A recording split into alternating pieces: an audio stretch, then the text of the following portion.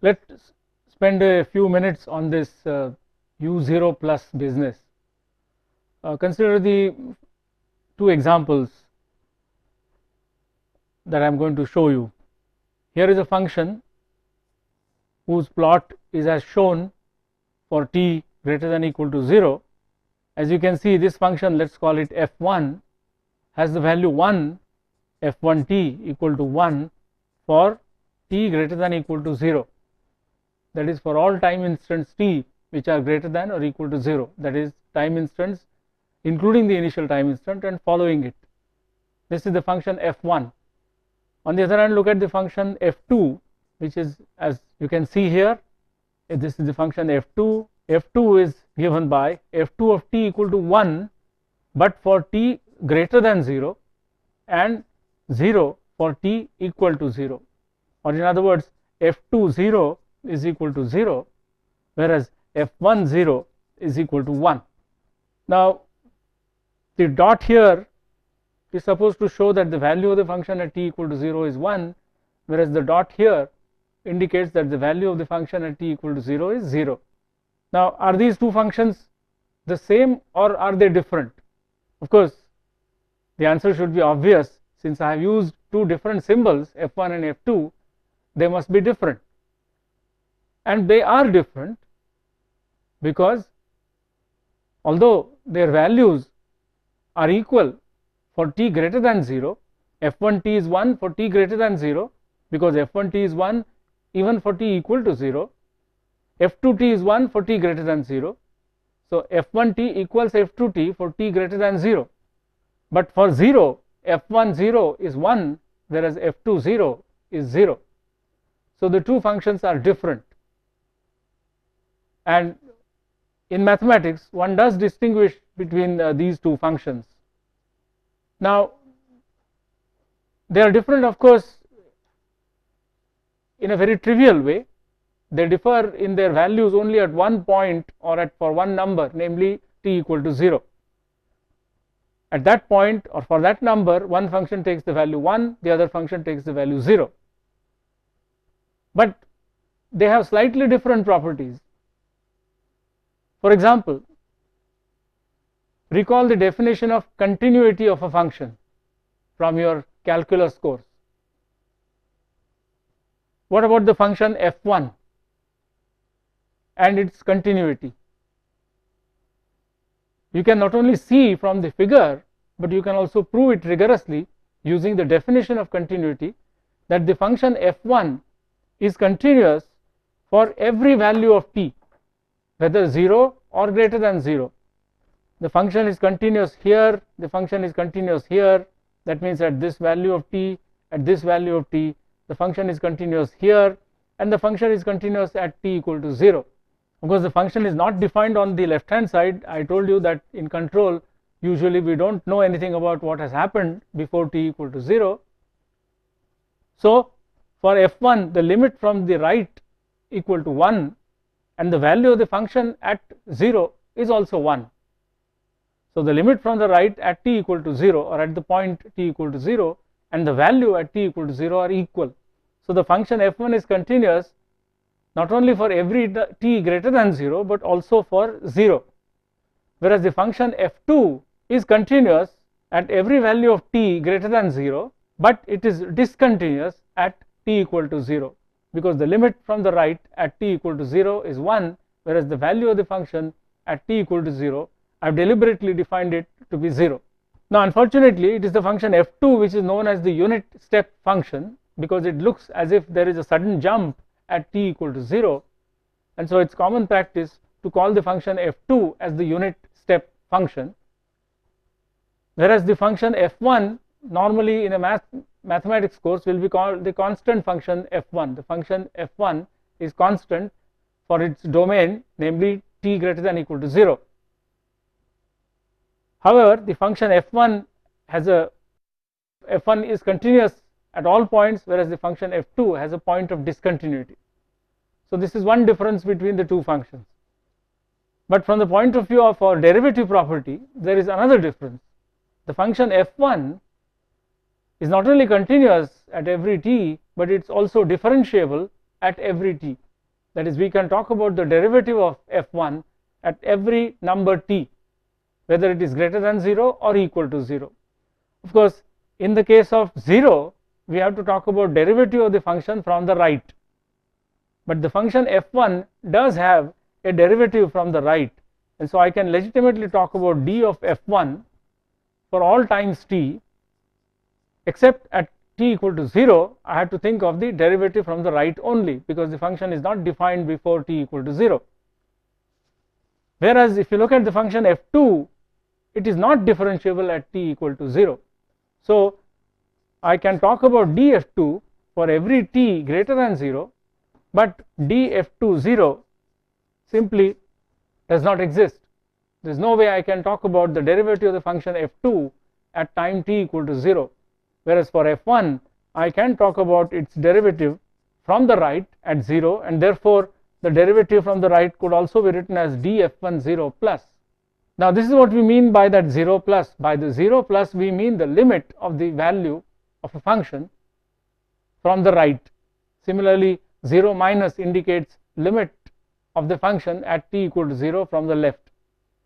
And the derivative property of the Laplace transform or Laplace transformation applies, as you can realize, for a function which is differentiable even at the point t equal to 0, and then, as we wrote last time, the Laplace transform of the derivative of f, its value at s, wherever that integral is defined, equals s times the Laplace transform of the original function f, its value at s, and this product, from that you subtract f0 plus.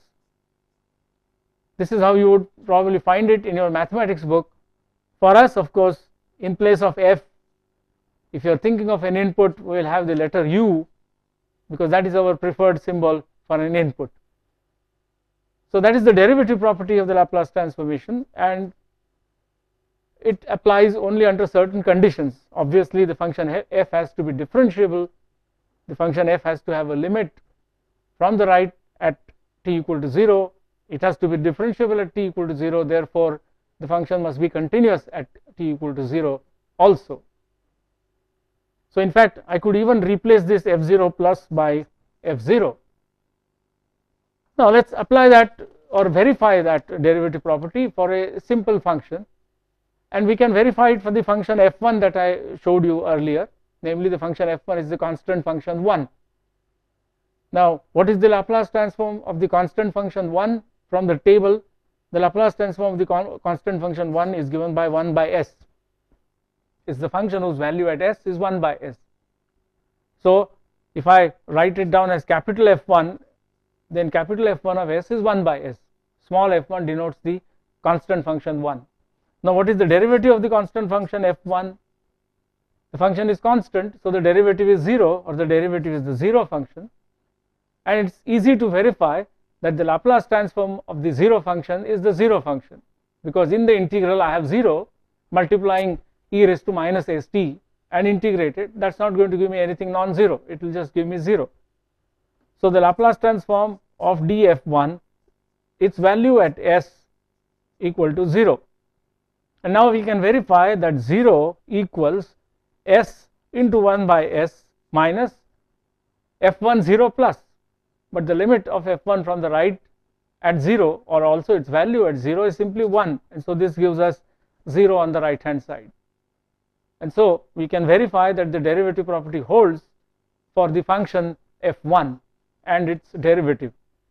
Now as I told you, this derivative property is what makes it useful for the solution of linear differential equations, and the other two properties, additivity and homogeneity, make it useful for differential equations with constant coefficients, and therefore the Laplace transformation turns out to be useful for solving, or at least for studying, ordinary linear differential equations with constant coefficients.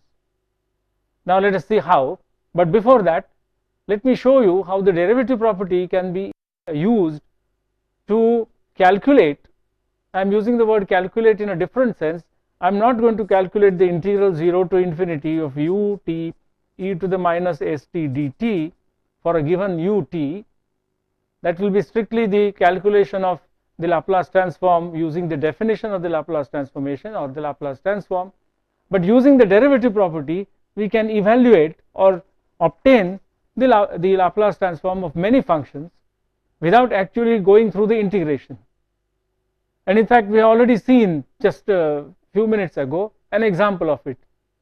The Laplace transform of the constant function 1 is 1 by s according to the table, but I can obtain it from the derivative property also, because look at the earlier equation. The function f1 is 1 for all time t greater than or equal to 0. So the derivative of f1 for all time t equal to 0. Now using the derivative property, the Laplace transform of the derivative of f1 will be 0.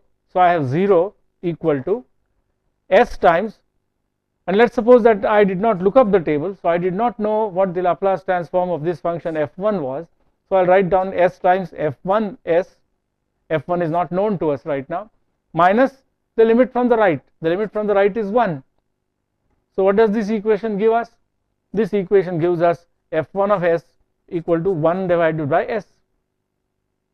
This is exactly what the table has. So in other words, knowing that the Laplace transformation has those three properties and knowing the derivatives of some functions, for example the constant function has the derivative 0, I can obtain the Laplace transform of the function without evaluating an integral.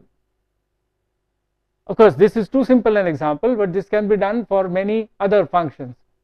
Let us take a slightly more complicated function, complicated in the sense the calculations will be a little more complicated. So let us call it, let us say f3 of t equal to t for t greater than or equal to 0. This function is known as the unit ramp function, and its graph is something which is very simple to draw, and therefore the graph looks like this. This is called the unit ramp. Ramp because it looks like a ramp or a sloping or an inclined surface, which is called a ramp. It is a unit ramp because the slope is 1, because if you differentiate, then the derivative of f3 of t when f3 t is 1. So the derivative of the ramp function is the constant function 1. Now let us apply the derivative property to this function f3.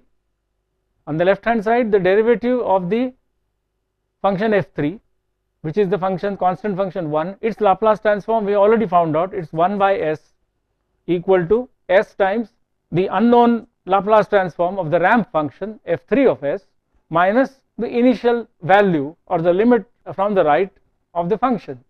And what is the limit from the right? It is simply 0. So I have this equation. From that I get f3 of s equal to 1 by s squared. So without evaluating the integral, but by using the derivative property of the Laplace transformation, I have found out the Laplace transform of the unit ramp function. And now you can see that you can follow this idea for other functions which are related to the ramp and then to the next function and so on. So we started with the constant function 1, found out its Laplace transform, then found out the Laplace transform of the function t. What would be the next function whose Laplace transform we should be able to find out then? Well, it will be t square. Now apply the derivative property to the function given by t square and show that its Laplace transform is 2 divided by s to the power 3 or 2 divided by s cube. Just take this as the unknown, the function whose Laplace transform is unknown, differentiate it, apply the derivative property to the derivative and the original function and see what you get. You should get 2 by s cube. Of course this will tally with the table from the books, and this can therefore be extended to functions like t cube, t4, or in general if I have t raised to n, then one can show that the Laplace transform of this function t raised to n is given by, in the numerator, factorial n or n factorial, in the denominator s to the power n plus 1. Remember that the power of t is n here, the factorial is of n, but in the denominator I have n plus 1. And if you have forgotten, we'll think of 1 as simply an alternative to t raised to 0. So the power is the 0th power, and then the Laplace transform will be 0 factorial divided by s raised to 0 plus 1, and it's convenient to define 0 factorial as 1, and if you do that you get 1 over s as the Laplace transform of the constant function 1, or the so called unit step function 1. Fine, then we have the Laplace transforms of functions 1 t, t square and so on t to the n, and therefore if we have any polynomial function of time, we can calculate the Laplace transform of the polynomial function of time. How? Suppose I have the function 2 minus 3t, and I want to find out the Laplace transform of this function 2 minus 3t. Then I use now not only the derivative property, or the fact that I know the Laplace transform of t, but I also use the homogeneity and additivity. So from that then it will follow that the Laplace transform of 2 minus 3t is the Laplace transform of the constant function 2, which will be 2 times the Laplace transform of the constant function 1. So it will be 2 into 1 by s, and the second function will be minus 3 times the Laplace transform of t.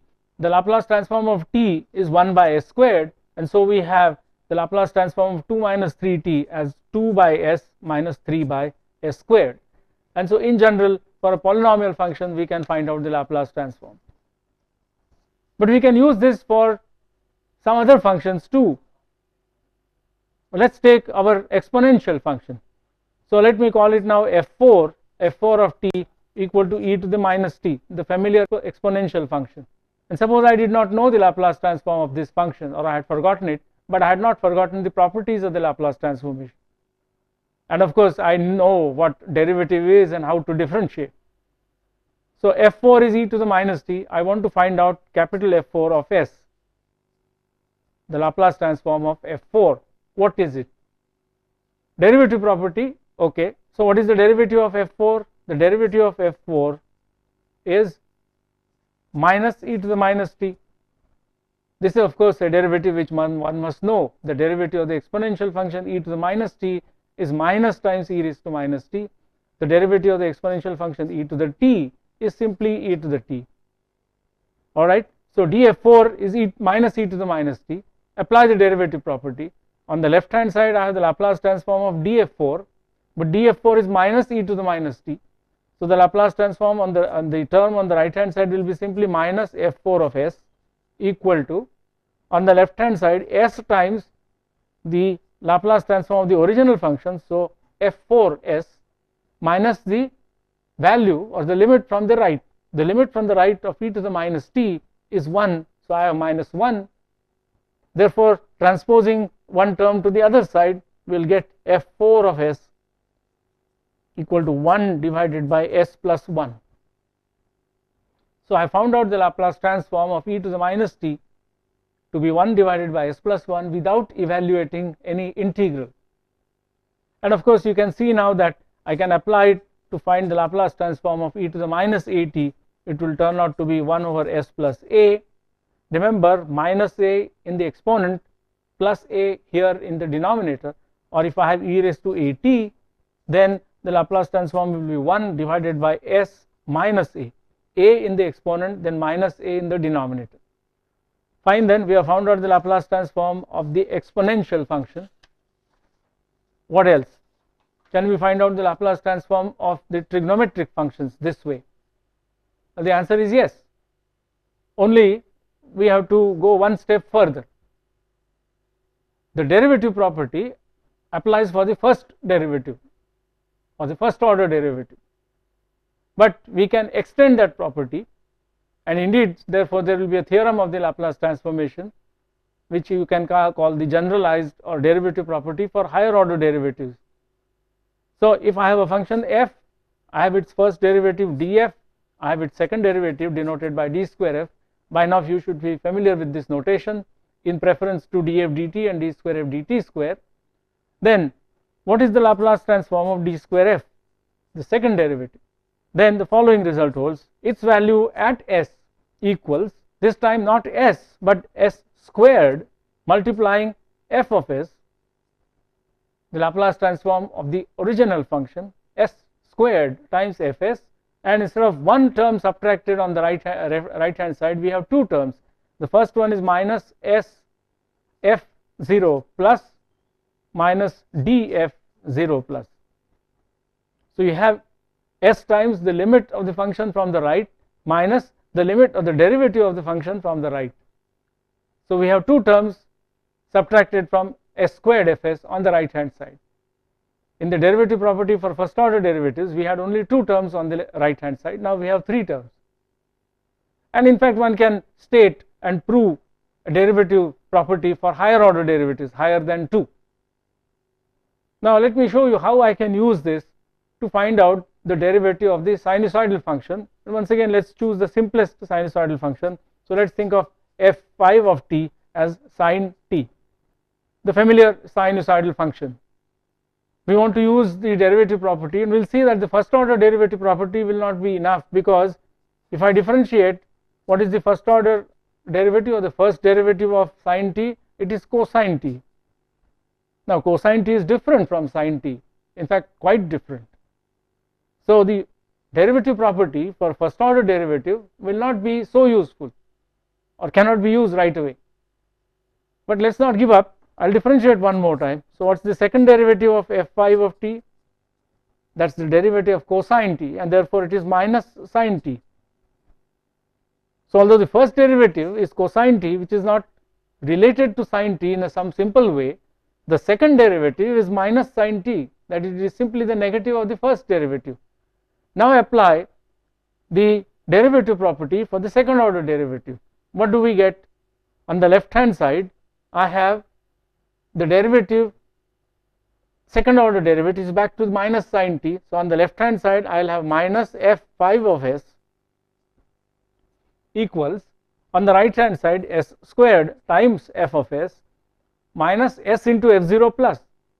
The limit of the sine function at t equal to 0 from the right is 0. So minus 0 minus the derivative of the sine function is cosine, and what is its limit from the right at t equal to 0? 1. So I have this equation, and from this equation we can immediately calculate the unknown Laplace transform f5 of s as 1 divided by s squared plus 1. So the Laplace transform of the function sin t is 1 divided by s squared plus 1, and this we have found out by using the second order derivative property rather than the first order derivative property, or what I stated originally as the derivative property. And you can then extend this to find the Laplace transform of the function sin omega t, and it will turn out to be omega divided by s squared plus omega square. The multiplier of t, omega, here appears in the numerator as it is, and in the denominator as omega squared added to s squared. And similarly one can look at cosine omega t, because although one differentiation of cosine converts it into the sine function, one more differentiation of that takes you back to the cosine function with a change of sign and a multiplication. And so cosine omega t, the Laplace transform of that turns out to be s divided by s squared plus omega square. Sin omega t and cosine omega t, both of them have the same denominator for their Laplace transform, s squared plus omega squared, but their numerators are different. For sin omega t it is just omega, for cosine omega t it is s. These are a few Laplace transforms which it is not really very difficult to remember, but I have shown you just now how you can find out these Laplace transforms if you have forgotten them, provided you remember some of the properties of the Laplace transformation, namely additivity, homogeneity, and the derivative property, maybe not only the first order derivative property but also the second order derivative property. So far we have been able to obtain the Laplace transform of functions like t to the n, exponential of minus at, let us say. I am writing it as e to the minus at with the usual assumption that a is positive, because usually we encounter exponentially decaying functions in control theory practice, and of course sin omega t and cos omega t. So these three functions or families of functions, but one can go further and apply the derivative property. Of course it will involve more calculation, but no evaluation of integral. I have not evaluated any integral in all these calculations. I have simply used the properties of the Laplace transformation. Of course, the properties of the Laplace transformation hold or are true because it is defined by an integral, and in fact they have therefore to be proved, and many books do prove the properties of the Laplace transformation. Now some more functions can be their Laplace transforms can be found out using these three properties, and they are not just these three functions separately, the exponent power or polynomial function or the power function t raised to n, the exponential function e raised to minus at, and the sinusoidal function sin omega t or cosine omega t, and of course therefore I can extend it to sine of omega t plus theta, where theta is any angle, so to speak, but also to find out the Laplace transform of their products, because one does encounter such products when working in control problems. In fact, we have earlier encountered a product like t e raised to minus t. This is a product of the function t itself, which is the unit ramp function, and the exponential function e to the minus t. What is the Laplace transform of this function? You can apply the derivative property to find out what the Laplace transform is. Try it on your own and then check up the answer with the table in the book. And once you get confidence about this, you can go ahead. For example, then you can think of t square into e raised to minus t. What will be the Laplace transform of this function? One more, t into sin t. What will be the Laplace transform of this product? One more, why not e raised to minus t into sin t? This of course is going to be much harder than the earlier examples, but what is the idea? Take the function and go on differentiating and see what happens, and see somewhere whether you can use the properties of the Laplace transformation to get some equation for the Laplace transform of this function e to the minus t sin t, the product function. Now of course there are many other theorems of the Laplace transform which are useful in many applications, but we will look at them only when we need them as we go on. I don't want to go into a very detailed discussion of the Laplace transform or the Laplace transformation. So this is enough, except two more results which are not very difficult to remember, and they are useful. In fact, we will use them for our steady state calculations very soon. And one of these results is known as the final value theorem. Now like all the other theorems or properties that I have stated, these hold only under certain conditions, so one should check before applying whether those conditions are valid. But the final value theorem tells you something like this: I have a function f, I have its Laplace transform capital F. Of course, as we have been using the notation, f is usually thought of as a function of time, signal changing in time, whereas capital F is a function of a complex variable s. Ft is real, t is real, s is complex, fs also turns out to be usually complex. Now what about the limit as t increases without any bound, or as we say limit as t tends to infinity of ft? The limit as t tends to infinity of ft, if ft were my speed as a function of time perhaps, then this is what I have called earlier the steady state speed, meaning that if I wait for enough time, the speed will be very close to this value. So it is actually a limit that one is talking about, limit as t tends to infinity of the function f. What is it? Now of course such a limit may not exist, and there are many functions for which the limit does not exist. For example, sin t as t tends to infinity does not have a limit, it keeps on oscillating. The ramp as t tends to infinity does not have a limit, because the limit can be said to be infinite or infinity, but infinity is not a number at all, so it is only a symbol to denote some things. But there are many functions which have a limit as t tends to infinity.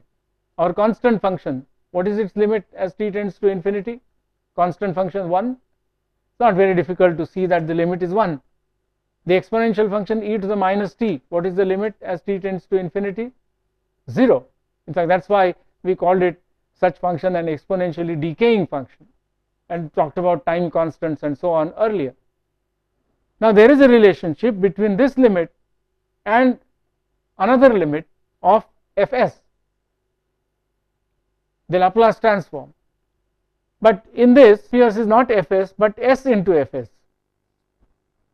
So you take the product, or you multiply the Laplace transform by S, and then take the limit as S tends to, what do you guess, not infinity but 0. Take the limit of S into Fs as S tends to 0. Then the theorem says that under certain conditions these two limits are equal, and you can see why it's called the final value theorem, because it gives you the limiting or final value of the function f as a function of time in terms of a limit of its Laplace transform or something related to its Laplace transform. Let's quickly apply it without even writing down any equations for this constant function 1. For the constant function 1, the limit is 1 as t tends to infinity. The Laplace transform of the constant function 1 is 1 by s. So s into 1 by s is 1, and the limit of that as s tends to 0 is 1, because it's not a function of s at all, or it's a constant function of s, that product. Let's apply it to e to the minus t. What is the limit of e to the minus t as t tends to infinity? 0. What is the Laplace transform of e to the minus t? 1 divided by s plus 1. So I have to multiply that by s. So I have s divided by s plus 1. Now I have to take the limit of s divided by s plus 1 as s tends to 0. And what is that limit going to be? The numerator tends to 0, the denominator tends to 1, so the limit will be 0. And so we have verified the final value theorem for the exponentially decaying function e to the minus t. So sometimes when you may not know the limit, or it may be not so easy to calculate, a way out, if you know its Laplace transform, is to calculate a limit that involves the Laplace transform. Of course, you have to calculate a limit of the Laplace transform multiplied by s. Now if you find that difficult, then of course this is of no use. So this is the final value theorem, and there is what is sometimes called a dual of this theorem, which would be for what? This is what for t tending to infinity, s tending to 0. So we can now expect the two to be interchanged. So suppose I want to look at the limit of the function f as t tends to 0 and 0 plus, because nothing to be said about t less than 0. So the limit of the function from the right at t equal to 0, how is it related to f of s? Well, once again I have s into fs and take the limit of that as s tends to not 0 but infinity. That is, as s increases in absolute value or modulus without bound, what is the limit of s times fs? These two limits are once again equal. This naturally is going to be called the initial value theorem, and it is the dual of the final value theorem. Applying it to the constant function 1, the left hand side is 1, the right hand side s into 1 by s, that is 1, its limit as s tends to infinity is 1, no problem. For the exponential function e to the minus t, left hand side is limit of e to the minus t as t tends to 0 plus, remember the graph of the exponential function, it is 1. On the right hand side I have the limit of s into 1 divided by s plus 1 as s tends to infinity. Now one can see that the limit of s divided by s plus 1, that fraction, as s increases without bound in absolute value, will again be 1, and so the result checks with the theorem, the initial value theorem. So these are two results, especially the final value theorem, which is going to be also useful to us, because final value indicates the steady state value for many of our applications, and we have earlier been looking only at the steady state behavior of the motor control system. So this much is enough about the Laplace transformation and the use of the Laplace transform. Well, I have not really talked about the use of the Laplace transform, but use of the properties of the Laplace transformation, perhaps to evaluate or obtain the Laplace transforms of some functions. now the user or the application of the Laplace transform for the solution of a differential equation. For our motor control problem, and I will be going back to it very soon, we may not be interested in solving so much a differential equation, as you will see, as obtaining some relationships between various things, the motor speed, the applied voltage, maybe the load torque, and so on, in a different way. And I have mentioned already the concept of a transfer function. So for the motor speed control problem, our main interest will be in obtaining transfer functions, but the idea of the transfer function involves the Laplace transformation, and that's why we have had to take a look at the Laplace transformation. But the solution of the differential equation is not very far off from this.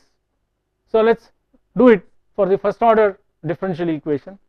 So the first order differential equation, going back to our earlier notation, if x was the response, u was the input, then the differential equation looked like dx plus a0x equal to u, and as we saw earlier, I have to be given the initial value of x. So I'll write x0, or I can write it as x0 plus is given. So given the initial value of the response and given the input as a function of time, calculate or obtain the response for all time t.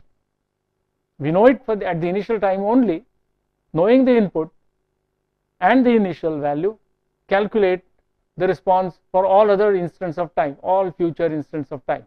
This is of course of interest to us. We want to know what's going to happen if I start the system with this initial value and apply that input. How is my response going to change with time? This is the basic problem of control theory, because we want to know beforehand what's going to happen, then we'll do some things with the system, introduce something and see what is the difference, etc. Fine. Now how do we apply the Laplace transform technique or the idea of the Laplace transformation to this? Well, it's very simple. You have an equation. What does this equation say? On the right hand side I have a function u. That function u is supposed to be given. Hopefully I will be able to calculate or obtain or look up the Laplace transform of u. On the left hand side I have x. I don't know x. I have a term which is x multiplied by a given or known coefficient a0. I have another term which is not x but derivative of x. Well, let's apply the Laplace transformation to the two sides. The two functions are the same function. That's what this equality means. Only one function on the right hand side is the input, but it is also equal or the same as dx plus a0x on the left hand side. So let's apply the Laplace transformation to the two sides, and therefore I am going to write L, that means the result or applying the Laplace transformation to dx plus a0x is the same as L applied to u. This is stating nothing very big. It's just a simple fact which is obtained from our assumption that the function u equals the function on the left hand side. But now we will start using the Laplace transformation properties. So we have on the left hand side L of a sum of two functions. So by the additive property or the additivity of the Laplace transformation, it will be L of dx plus L of a0x. That's the left hand side. On the right hand side I have L of u, and I'll assume that it's a Laplace transform I can calculate. So I'll write it as capital U, or if you wish capital U of s, just to remind us that it's the Laplace transform. So on the left hand side I still have not got out of any trouble, because I don't know what L of a0x is or L of dx is, but I know the derivative property and the homogeneity property. If I apply the derivative property, then L of dx at s is s times the Laplace transform of small x of t, that we are going to denote by capital X of s, minus x0 plus. So that is what the Laplace transform of dx at s, at the complex number s is. We still don't know what capital X of s is, but this is true nevertheless. What about the second term, Laplace transform of a0x? It's just a multiple of x by a number a0. So by the homogeneity property, it is simply a0 times the Laplace transform of x, and that at s is simply plus a0 x of s. So we have this equation. Now this equation can be simplified, that is, terms can be rearranged so that we can make some progress. But before we do that, what do I have here? I have u of s, presumably the function ut is given, let us say it is sin t, then us is known, it is 1 by s squared plus 1. What else is given to me or known? A0, the coefficient A0, I have to be told what it is if I want to solve the equation, otherwise A0 will remain as a parameter. Similarly, x0 plus, the initial value, that will have to be specified or it will remain as a parameter. Now instead of putting some specific numbers A0 and x0 plus, let us leave them as they are so that they become parameters, that is, they will appear in the final solution and you simply replace them by their values. Say A0 is equal to 2, x0 plus maybe minus 5 or whatever. So let us go on with this equation. So what is it that we can do? Well, there is this excess here, so I can combine the two and I can write it as s plus A0 into capital X of s. Now there is the term minus x0 plus, which is just a number, so I will transfer it to the other side and I will write this as x0 plus capital U of s. So I have s plus A0 multiplying the unknown Laplace transform x of s equal to this thing on the right hand side, and so this is easy to solve for x of s, and I will keep two terms separate on the right hand side also. So I will write this as x0 plus divided by s plus A0 plus, and I will write the second term as 1 over s plus A0 multiplying U of s. So the unknown Laplace transform x of s of the unknown function xt is given as a sum of two terms, and therefore now this is where we apply the Laplace transformation properties in reverse. So far I have been applying them to go from the function to the Laplace transform, and now is the step to go from the Laplace transform to the function. And so this is exactly really what the Laplace transformation method involves. You want to know what the function of time is. By using the Laplace transformation approach or applying the Laplace transformation, we find out what the Laplace transform of the function is, and so we have to go back to the time function. For this, one talks about the inverse Laplace transformation, and for an obvious reason I can denote it as L raised to minus 1.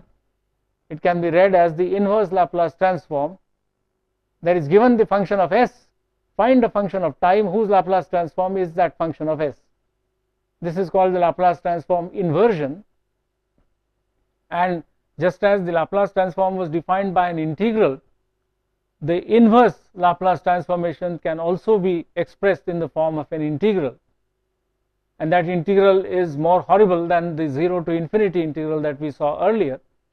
You should become familiar with it, but we won't spend time on it. However, we can simply use the fact that we can recognize some functions as the Laplace transforms of some known functions, and also a theorem which is known as the uniqueness of the Laplace transform, or the uniqueness of the Laplace transform, or the one-to-oneness of the Laplace transformation as a function or as an operator. That is, if I see 1 by s, then I can conclude that the function whose Laplace transform is 1 by s must be the constant function 1 and only the constant function 1. Of course, unfortunately in this statement one has to be more careful. I will not go into the details. That is, there are functions which are not exactly 1 for all time t greater than 0, whose Laplace transform is still 1 by s or can be still 1 by s, but they do not differ from 1 in a very big way. So it's reasonably good assumption to conclude that if the function, if the Laplace transform of the function is 1 by s, the function must be 1. So once again there are some results which have to be used, and you have to make sure that the conditions are satisfied, etc.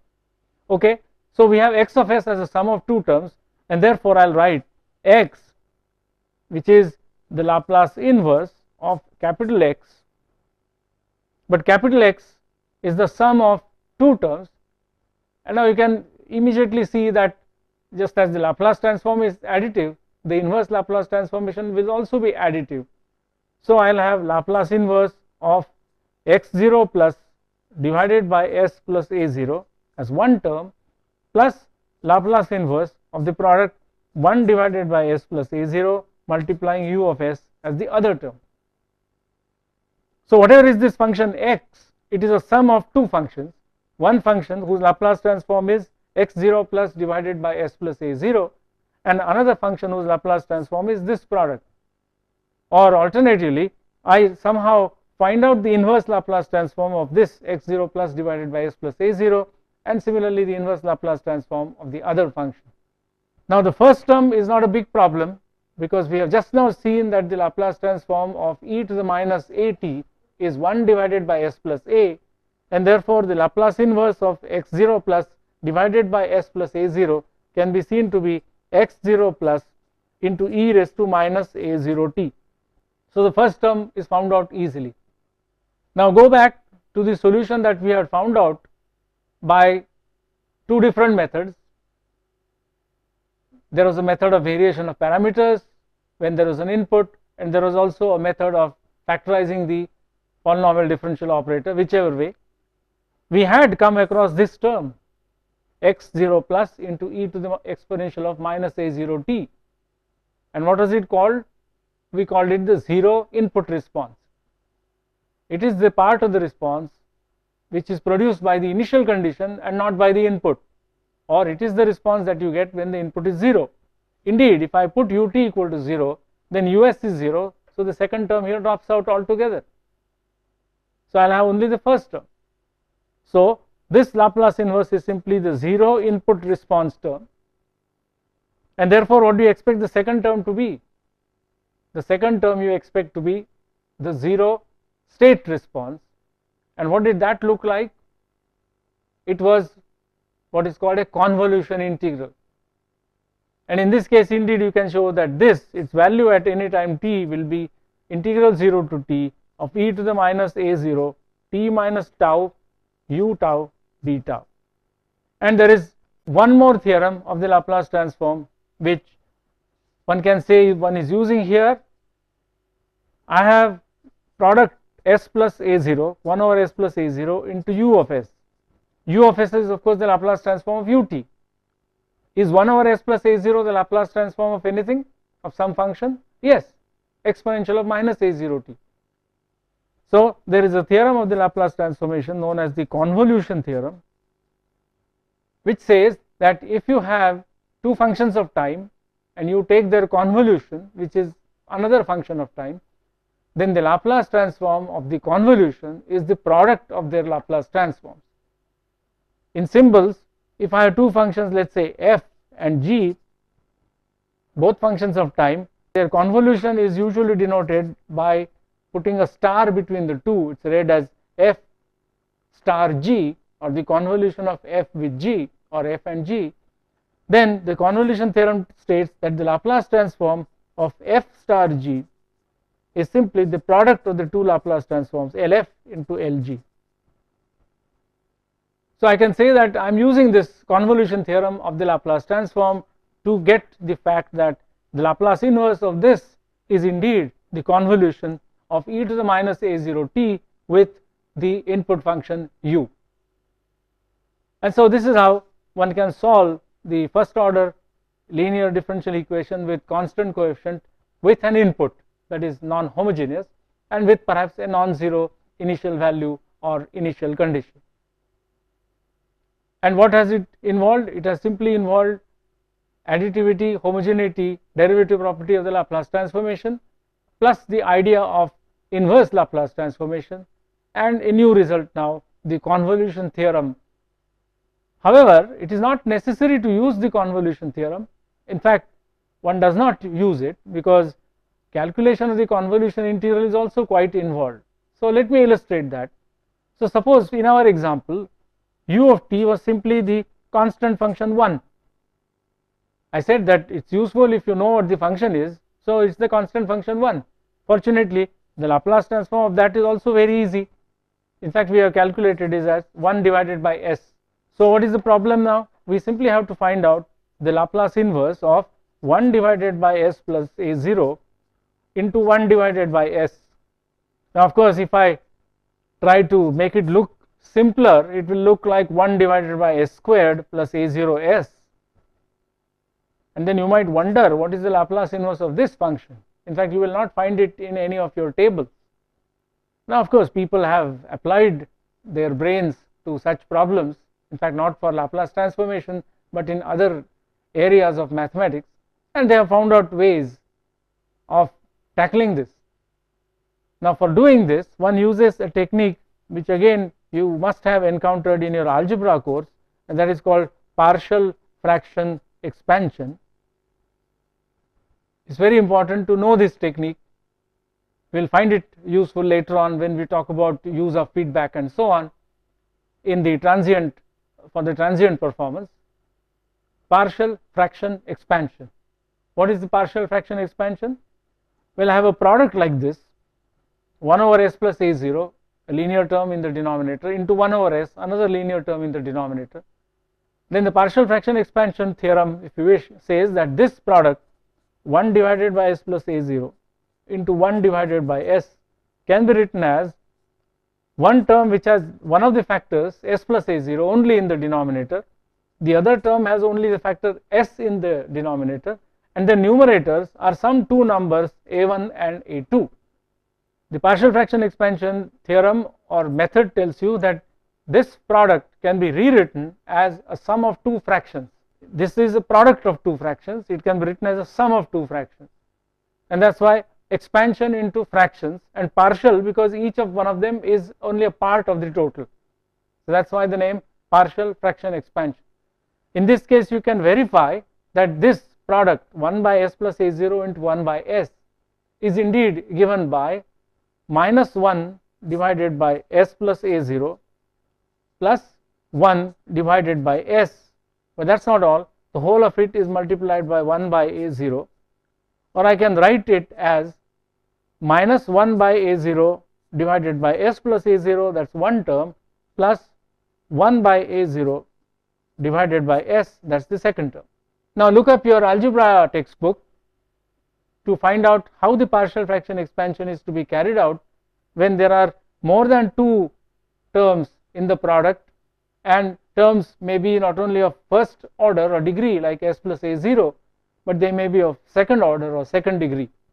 We will find it useful as we go on later on, because many of our systems, the speed control system in particular, when we want to look at the transient behavior, it will turn out to be described by a second order differential equation, and therefore we will get a quadratic expression, and so one may have to use the partial fraction expansion technique when the factors involve not just linear polynomials but quadratic polynomials. As homework, you can try to find out the Laplace inverse of the following using partial fraction expansion. So in place of 1 over s plus a0 into 1 by s, I will just make a slight change, I will put it as 1 by s squared. Now what will be the partial fraction expansion of this, and use that to find out the Laplace inverse of this product.